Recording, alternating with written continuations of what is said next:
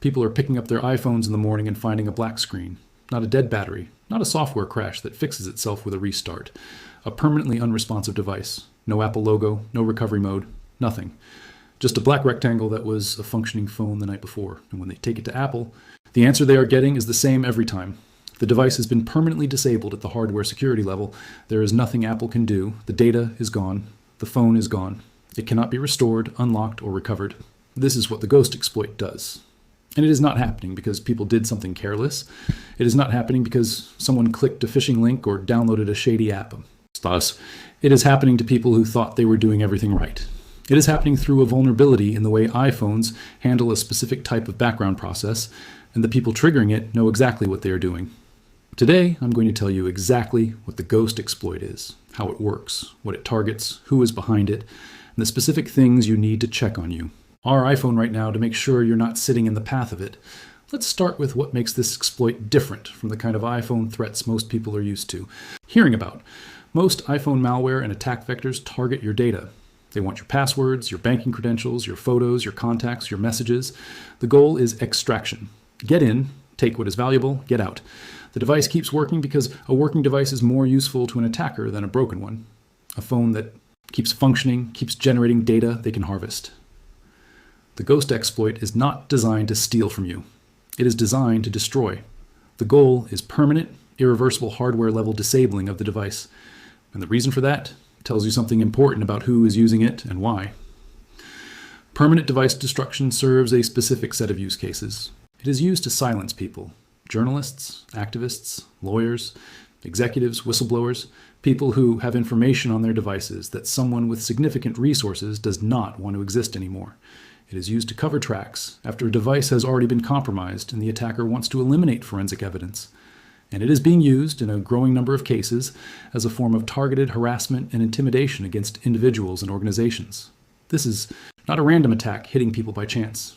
The ghost exploit is targeted, but the mechanism it uses creates collateral exposure for ordinary iPhone users who happen to have certain configurations, and that is what you need to understand and protect yourself against. Here is how the exploit actually works, explained in plain terms. Every iPhone has what Apple calls the secure enclave. It is a dedicated chip inside the device, separate from the main processor, that handles the most sensitive security operations. It stores your Face ID and Touch ID data. It manages your encryption keys. It handles the cryptographic operations that protect your data at rest. It is the hardware foundation of iPhone security. The secure enclave has a lockout mechanism. If certain security conditions are violated, specifically if the enclave detects what it interprets as a brute force attack on the device passcode or an unauthorized attempt to access encrypted data, it can permanently lock the device at the hardware level. This is intentional. It is a feature, not a bug. It means that even if someone physically steals your iPhone and has unlimited time and resources, they cannot crack the encryption by trying every possible passcode combination because the secure enclave will permanently disable itself before they get there. The ghost exploit takes that protective mechanism and weaponizes it by crafting a specific sequence of requests sent to the device through certain background processes. Attackers have found a way to make the secure enclave believe it is under attack when it is not. The enclave responds exactly as it is designed to respond to a genuine attack. It locks, permanently. The phone goes dark. And because the lockout is happening at the hardware security chip level, not at the software level, there is no software fix. There is no update that unlocks it. There is no recovery mode that bypasses it. Apple's own diagnostic tools cannot override a secure enclave permanent lockout. The device is, by design, unrecoverable. The delivery mechanism for the trigger sequence is what creates the broader exposure risk. It can be delivered through a malicious AirDrop request, through a specially crafted iMessage, through a compromised Wi-Fi network that intercepts background traffic, through a malicious profile or certificate that has been installed on the device, and in some documented cases, through a combination of a malicious calendar invite and a background WebKit process that the user never directly interacts with. Now let's go through what you need to check on your phone right now. The first and most important check is configuration profiles. This is the attack surface that most iPhone users have no idea exists. Configuration profiles are files that can be installed on your iPhone to change its settings at a system level. They are legitimately used by businesses to manage company-owned devices, by schools to configure student devices, and by developers to test apps.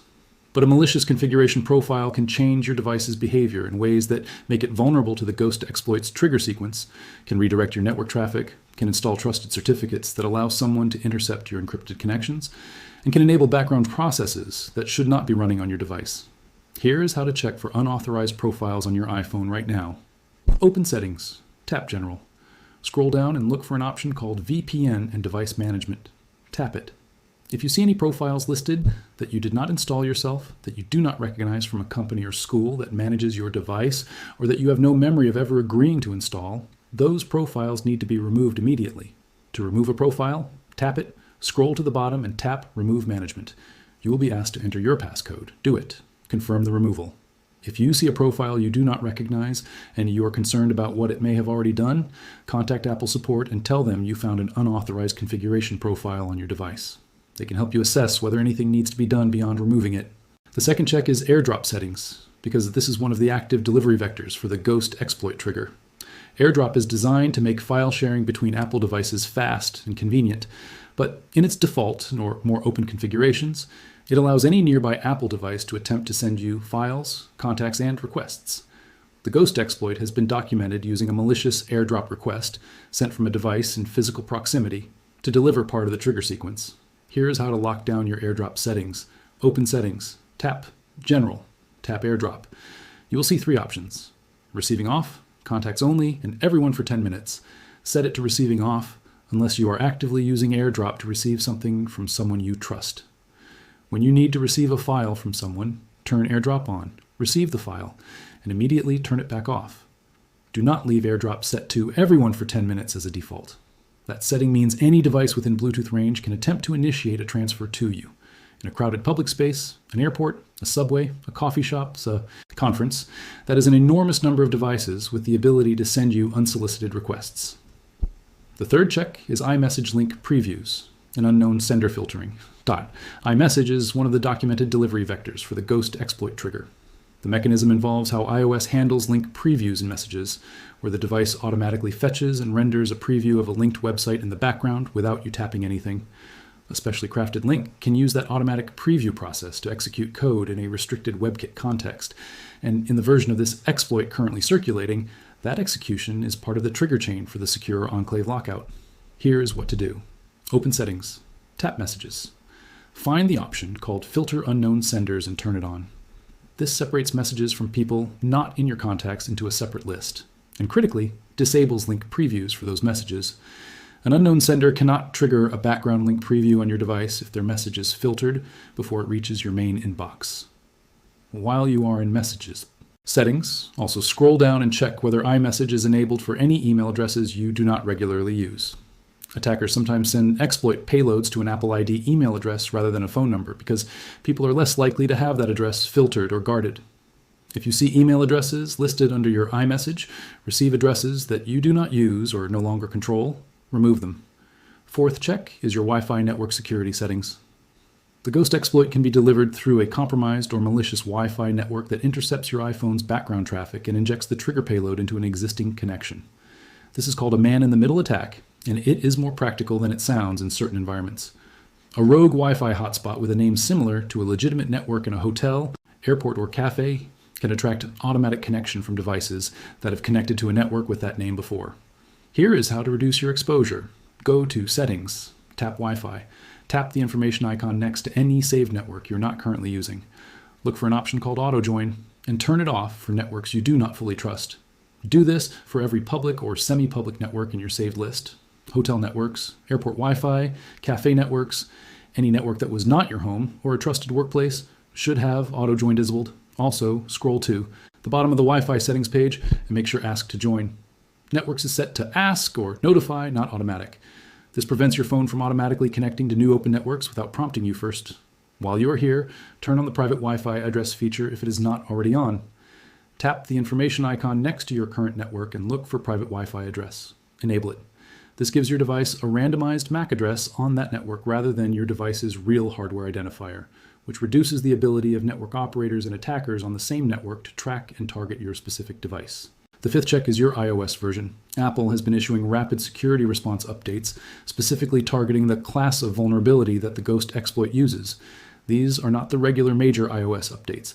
They're smaller, faster patches that Apple can push without requiring a full system update. They show up in your update list labeled as iOS, followed by your version number, and a letter, like iOS 17.5.1, or with a rapid security response notation.